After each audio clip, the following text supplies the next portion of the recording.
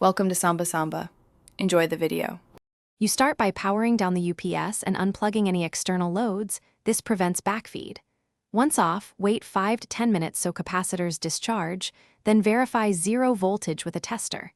You must wear insulated gloves and goggles. Safety is not optional.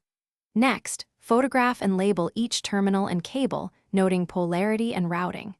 This prevents mistakes when you swap connectors. Only after verification and documentation do you proceed to loosen terminal hardware and prepare replacement lugs and crimping tools. You now remove the terminal nuts and lift off the old lugs, inspecting posts for corrosion or pitting, clean with a brush if needed.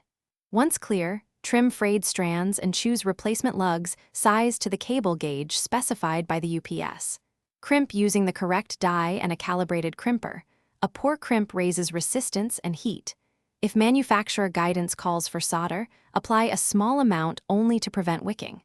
After crimping, add heat shrink or insulating boots to protect against shorts and mechanical stress. You reconnect the new lugs, ensuring correct polarity, then torque each nut to the UPS manufacturer's specification. This prevents loose connections that lead to heating.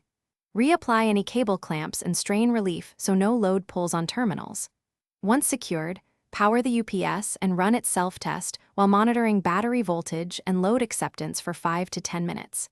If the UPS reports faults or shows no output, immediately power down and double-check torque, polarity, inline fuses, and voltage at the battery posts before repeating tests. Thanks for watching. Consider subscribing if we helped you.